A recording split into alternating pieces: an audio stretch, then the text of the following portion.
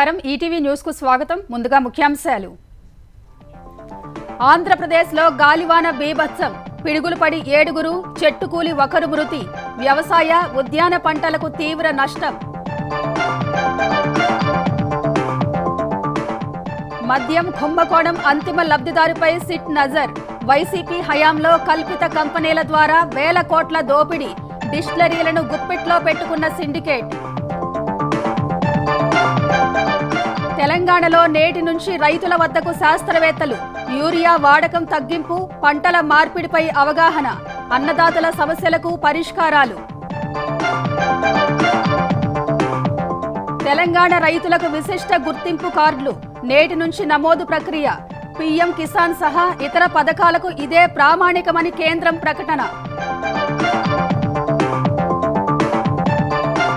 పహల్గాం ఉగ్రదాడికి ప్రజలు కోరుకున్నట్లుగానే ప్రతీకారం, తేల్చి చెప్పిన రాజ్నాథ్ సింగ్, భారత్కు హాని చేస్తే వదిలిపెట్టేది లేదని స్పష్టీకరణ. కాంగ్రెస్ పొరపాట్లకు బాధ్యత వహిస్తానన్న రాహుల్, 1984లో సిక్కులపై దాడులు తప్పేనని అంగీకారం, ఏప్రిల్ 21 నాటి వీడియోను అప్లోడ్ చేసిన బ్రౌన్ వర్సిటీ. హూతీల క్షిపణి దాడిపై మండిపడ్డ ఇజ్రాయెల్, భారీ మూల్యం తప్పదన్న నెతన్యాహు, బాంబుల మోతతో యెమెన్ను హోరెత్తిస్తామని హెచ్చరిక.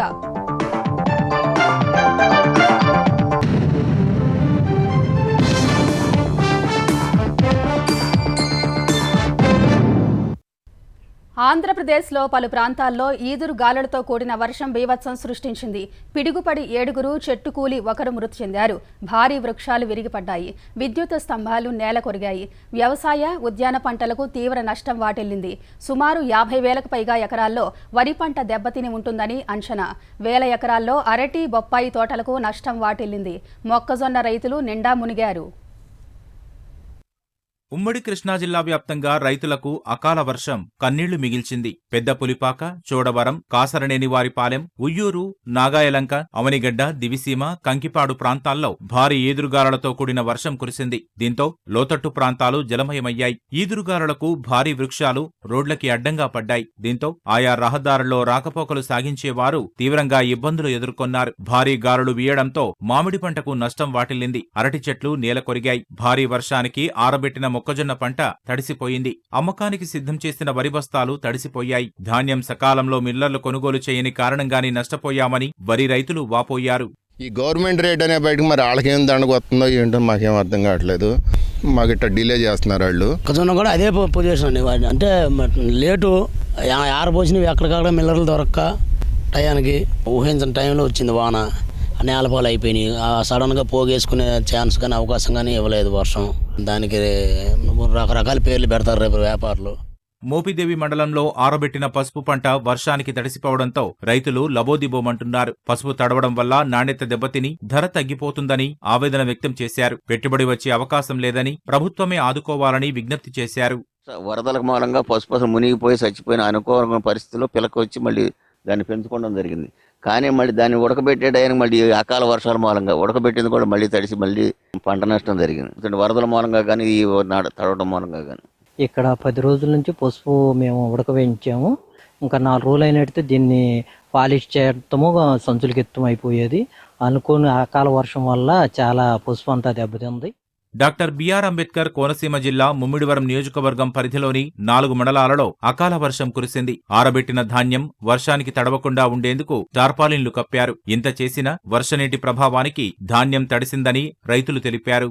ఉమ్మడి చిత్తూరు జిల్లా వ్యాప్తంగా గాలివాన బీభత్సం సృష్టించింది. ఈదురుగాలులతో కూడిన భారీ వర్షంతో వీధులు జలమయమయ్యాయి. తిరుపతిలో గంగమ్మ గుడి వద్ద భారీ మర్రి చెట్టు కూలిపోయింది. లీలామహల్ వద్ద కారు, ఆటోపైన చెట్టు పడడంతో వాహనాలు దెబ్బతిన్నాయి. సత్యవేడు, వరదయ్యపాలెం, నాగలాపురం మండలం రాజుల కండ్రిగలో వడగళ్ల వాన కురిసింది. అక్కడక్కడ వర్షపు నీరు నిలబడడంతో ప్రజలు ఇబ్బందులు పడ్డారు. తిరుపతి జిల్లాలో పిడుగుపాటుకు 3 మృతి చెందారు. కృష్ణా జిల్లా ఘంటసాల మండలం శ్రీకాకుళం పక్కన కృష్ణానది రేవులో పిడుగుపాటుకు యువకుడు మృతి చెందాడు. మొవ్వ మండలం కోసూరుకు చెందిన మాతంగి సుప్రదీప్ స్నేహితుడితో కలిసి బైక్పై శ్రీకాకుళం వెళ్లాడు. అక్కడి నుంచి గాజులంక వెళుతుండగా పిడుగు పడడంతో సుప్రదీప్ అక్కడికక్కడే మృతి చెందాడు. అతని స్నేహితుడికి గాయాలయ్యాయి. ప్రకాశం జిల్లా ఈదుమూడికి చెందిన గొర్రెల కాపరి నాగమల్లేశ్వరరావు బాపట్ల జిల్లా చినగంజాంలో గేదెలు మేపుతున్న గడ్డం బ్రహ్మయ్య పిడుగు పడడంతో మృతి చెందారు. ఏలూరు జిల్లా ముసునూరు మండలం చెక్కపల్లిలో చెట్టు కూలడంతో 10 ఏళ్ల బాలుడు మామిడి బాలగోవిందు అక్కడికక్కడే ప్రాణాలు కోల్పోయాడు. మండవల్లి మండలం చింతపాడు శివారు దెయ్యంపాడులో రైతు గిరిబాబు పిడుగుపాటుకు గురై చనిపోయాడు. వైసీపీ హయాంలో జరిగిన వేల కోట్ల మద్యం కుంభకోణంలో అంతిమ లబ్ధిదారును గుర్తించడంపై సిట్ గురిపెట్టింది. కల్పిత కంపెనీలు, ఉనికిలో లేని సంస్థలకు ఏపీఎస్బీసీఎల్ ద్వారా వేల కోట్ల రూపాయలు చెల్లింపులు చేసినట్టు గుర్తించింది. మద్యం సిండికేట్ గుప్పిట్లో ఉన్న డిస్టిలరీల నుంచి కల్పిత కంపెనీల ఖాతాల్లోకి అక్రమ సొత్తు తరలించినట్టు నిర్ధారించింది. ఆ డబ్బు అంతిమంగా ఎవరికి చేరిందో తెలియకుండా ఉండేందుకు ఈ ఎత్తుగడ వేసినట్లు గుర్తించిన సిట్ అందుకు సంబంధించిన మూలాలను వెలికితీసే పనిలో నిమగ్నమైంది.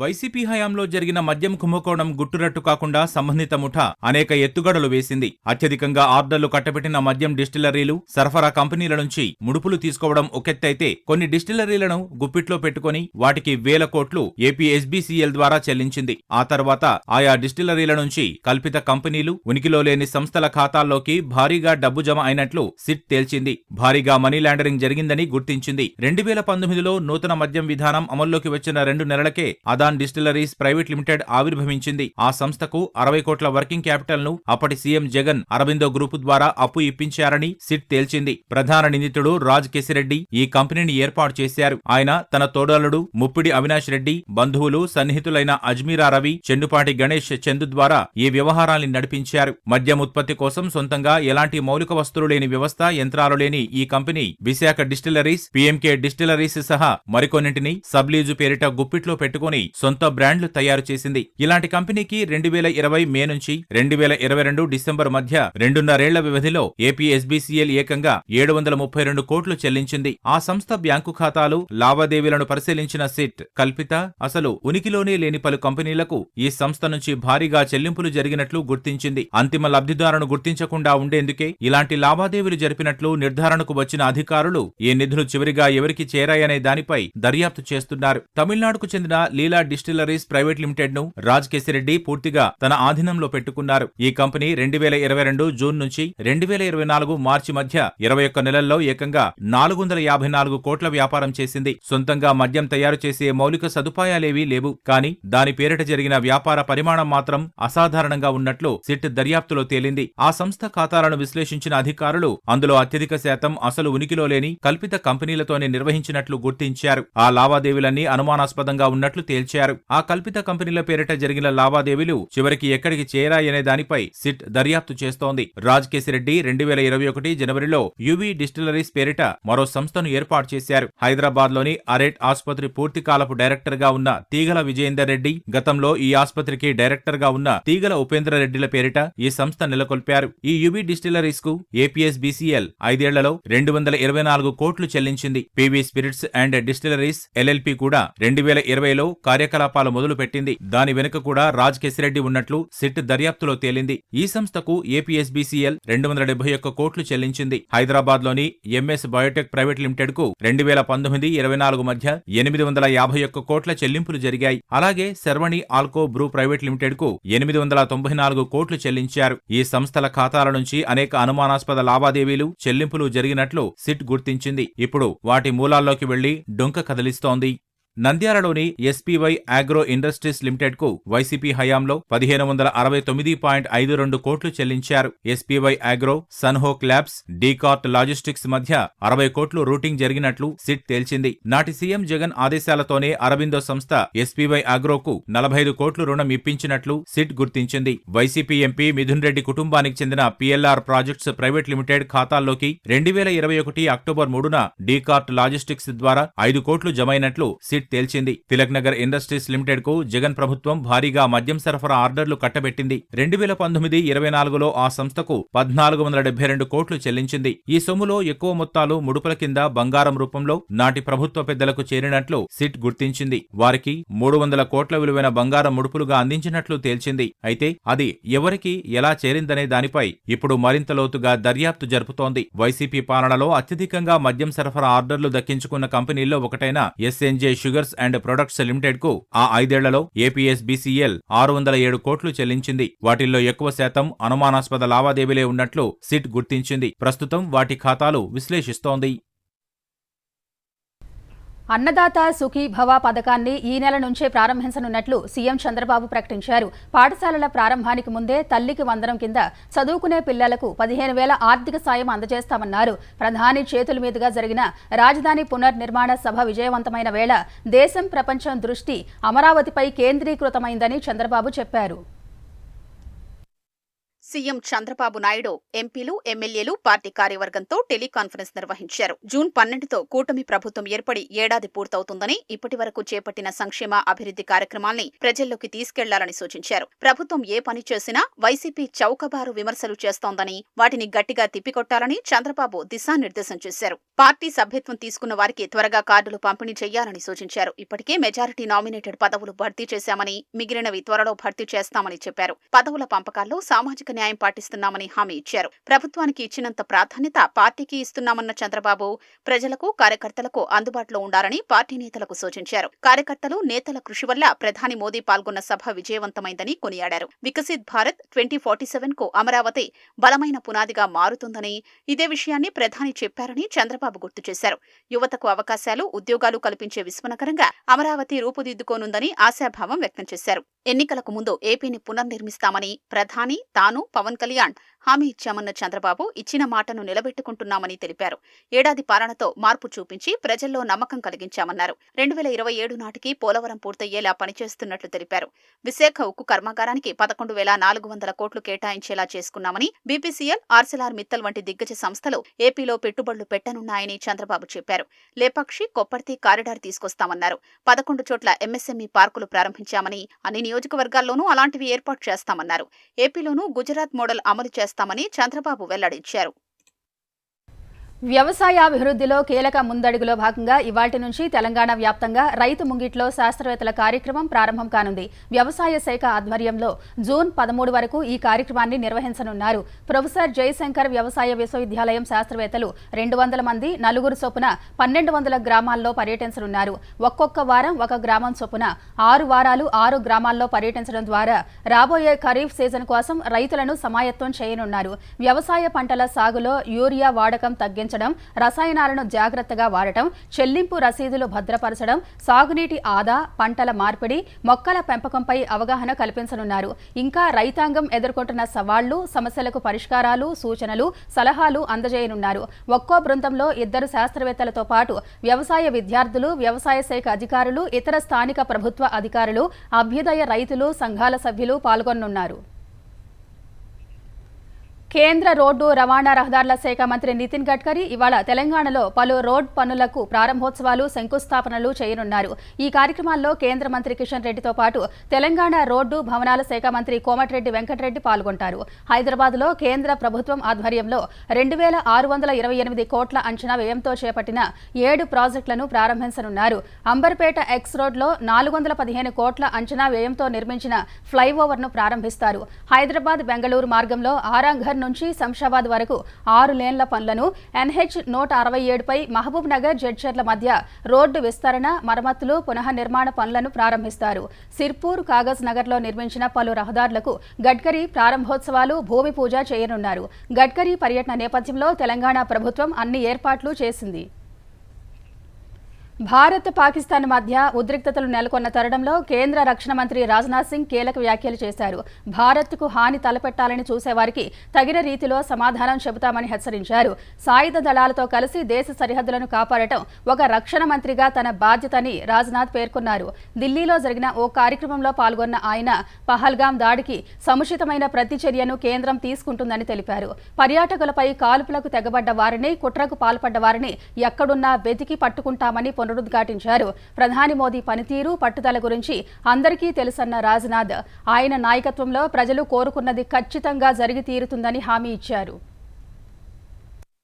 तभी हमारे प्रधानमंत्री नरेंद्र मोदी जी को अच्छी तरह जानते हैं, उनकी कार्यशैली से भी अच्छी तरह परिचित, उनकी दृढ़ता से भी अच्छी तरह परिचित है। जोखिम उठाने का भाव किस तरीके से उन्होंने सीखा है अपने जिंदगी में, उससे भी आप अच्छी तरह से। मैं आपको आश्वस्त करना चाहता हूं, प्रधानमंत्री मोदी जी के नेतृत्व में जैसा आप चाहते हैं वैसा होकर रहे। ఆధార్ తరహాలో రైతులకు 11 అంకెలతో విశిష్ట గుర్తింపు కార్డులు కేటాయించేందుకు కేంద్రం చేపట్టిన రైతుల నమోదు ప్రాజెక్టు తెలంగాణలో ఇవాళ్టి నుంచి ప్రారంభం కానుంది. మొదటగా వ్యవసాయ శాఖ కార్యాలయాల్లో నమోదుకు అవకాశం కల్పించారు. త్వరలో మీ సేవా కేంద్రాల్లోనూ నమోదు చేసుకోవచ్చు. ఆధార్ సంఖ్యతో అనుసంధానమైన పట్టాదారు పాస్ పుస్తకంలోని భూ యాజమాన్య వివరాల నమోదు ద్వారా రైతుకు గుర్తింపు కార్డు కేటాయిస్తారు. రైతుల కోసం కేంద్ర ప్రభుత్వం పీఎం కిసాన్, పంటల బీమా, మౌలిక సదుపాయాల కల్పన సహా పలు పథకాలు అమలు చేస్తోంది. సరైన గణాంకాలు, ధృవీకరణలు, నమోదు వివరాలు లేక రైతులకు సకాలంలో పథకాలు అందడం లేదని కేంద్రం గుర్తించింది. రైతుల వారీగా పంటల వివరాలు, ఇతరత్ర సమాచారం అందడం లేదు. వ్యవసాయ శాఖ డిజిటలీకరణకు ఇది సమస్యగా మారింది.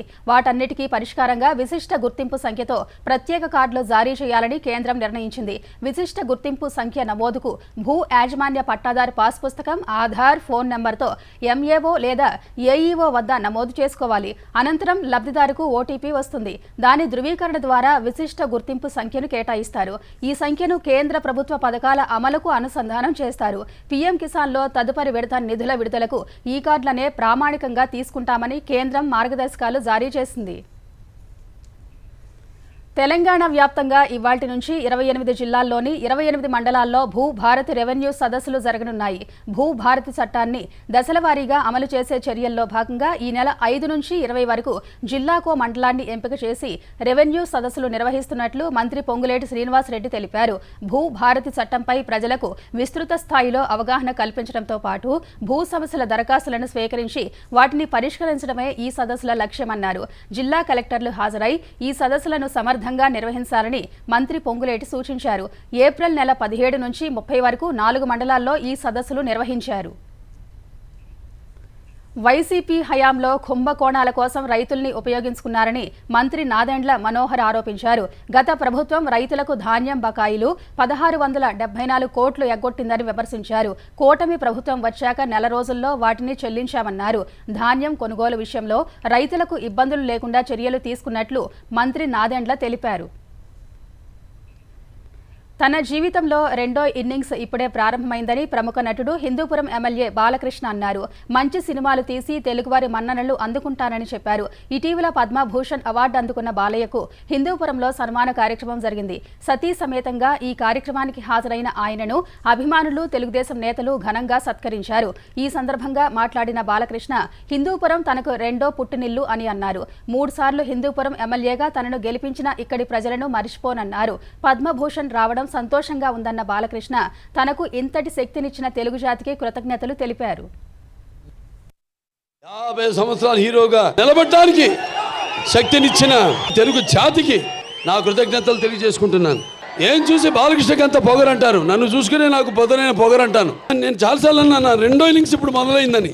ఇక్కడి నుంచి చూపిస్తా, అంచెలకు కూడా అందని సినిమాలు ఎలా చేస్తానో ఇక మీరు చూస్తారు.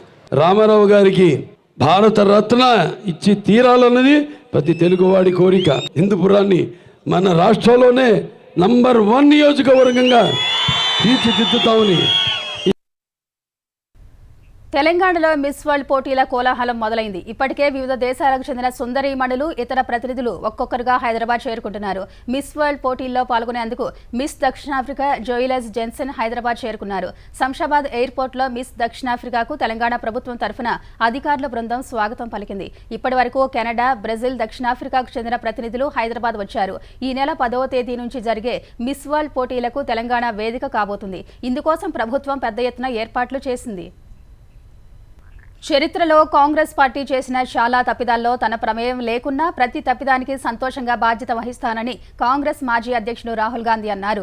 గత నెల అమెరికాలో పర్యటించిన ఆయన బ్రౌన్ యూనివర్సిటీలో వాట్సన్ ఇన్స్టిట్యూట్ విద్యార్థులతో జరిగిన చర్చా కార్యక్రమంలో ఈ వ్యాఖ్యలు చేశారు. ఆ వీడియోను వాట్సన్ ఇన్స్టిట్యూట్ తాజాగా యూట్యూబ్ ఛానల్లో అప్లోడ్ చేసింది. భారత్లో 1984లో జరిగిన దాడులు, సిక్కు వర్గీయులతో కాంగ్రెస్ సంబంధాలపై ఓ విద్యార్థి అడిగిన ప్రశ్నకు రాహుల్ ఈ మేరకు సమాధానమిచ్చారు. 1980ల నాటి కాలంలో జరిగింది తప్పు అని తాను బహిరంగంగా ప్రకటించిన విషయాన్ని ఆయన గుర్తు చేశారు. మరోవైపు రాహుల్ వ్యాఖ్యలపై బీజేపీ విమర్శలు గుప్పించింది. సిక్కులపై జరిగిన దాడులు కాంగ్రెస్ తప్పిదమే అని రాహుల్ అంగీకరిస్తే Jagadish Tytler, Kamal Nath, Sam పిట్రోడాలను party నుంచి బహిష్కరించాలని డిమాండ్ చేసింది. జనగణనతో పాటే కులగణన చేపట్టనున్నట్టు ఇటీవల కేంద్రం చేసిన ప్రకటనను వైనాడ్ ఎంపీ ప్రియాంక గాంధీ స్వాగతించారు. ప్రజల నుంచి బలమైన డిమాండ్, ఈ లక్ష్యానికి మద్దతు ఇచ్చిన వారి నిరంతర ప్రయత్నాల తర్వాతే కేంద్రం ఈ నిర్ణయం తీసుకున్నట్టు చెప్పారు. కులగణనను బీజేపీ తీవ్రంగా వ్యతిరేకించినప్పటికీ తన సోదరుడు రాహుల్ గాంధీ అందుకు అనుకూలంగా మాట్లాడుతూనే ఉన్నారని చెప్పారు. వైనాడ్ పర్యటనలో ఉన్న ప్రియాంక కేంద్రం ప్రకటనపై ఈ మేరకు స్పందించారు. ఈ అంశంపై దృఢంగా నిలబడినందుకు పార్లమెంట్లో ఆయనను ఎగతాళి చేశారని చెప్పారు. ప్రజల నుంచి వచ్చిన ఒత్తిడితో కులగణన అంశంపై కేంద్రంలో మార్పు వచ్చిందని ప్రియాంక గాంధీ అభిప్రాయపడ్డారు. ప్రభుత్వం ఖచ్చితమైన డేటాను సేకరించడం ద్వారా కులగణనను సక్రమంగా నిర్వహిస్తుందని ఆమె ఆశాభావం వ్యక్తం చేశారు. యెమెన్కు చెందిన హూతీ తిరుగుబాటుదారులు తమ దేశ విమానాశ్రయ టెర్మినల్ సమీపంలో క్షిపణి దాడికి పాల్పడటంపై ఇజ్రాయెల్ తీవ్రంగా స్పందించింది. హూతీలు భారీ మూల్యం చెల్లించుకోక తప్పదని ఇజ్రాయెల్ ప్రధాని నెతన్యాహు హెచ్చరించారు. ఈసారి దాడులు మామూలుగా ఉండవని, బాంబుల మోతలు హోరెత్తుతాయని అన్నారు. ఈ మేరకు నెతన్యాహు తన వ్యక్తిగత ఎక్స్ ఖాతాలో ఓ వీడియో పోస్ట్ చేశారు. గతంలో ఇజ్రాయెల్ డిఫెన్స్ ఫోర్స్ దాడులను హూతీలు గుర్తుపెట్టుకోవాలని చెప్పారు. హూతీ తిరుగుబాటుదారులు ఆదివారం ఉదయం ఇజ్రాయెల్ పైకి బాలిస్టిక్ క్షిపణిని ప్రయోగించారు. ఆ దేశంలోనే కీలకమైన బెన్ గురియన్ విమానాశ్రయ ప్రధాన టెర్మినల్ సమీపంలో క్షిపణి కూలిపోయింది. ఘటనా స్థలిలో దాదాపు 25 అడుగుల లోతైన గొయ్యి ఏర్పడింది. క్షిపణి రాకను ముందే గ్రహించామని, అయితే దానిని కూల్చివేసేందుకు తాము చేసిన ప్రయత్నాలు ఫలించలేదని ఐడిఎఫ్ వెల్లడించింది. అయితే ఆ క్షిపణి విమానాశ్రయ టెర్మినల్ను తాకకుండా నిరోధించగలిగామని తెలిపింది. తాజా ఘటనతో హూతీలు, ఇజ్రాయెల్ మధ్య ఉద్రిక్తతలు మరోసారి తారాస్థాయికి చేరాయి.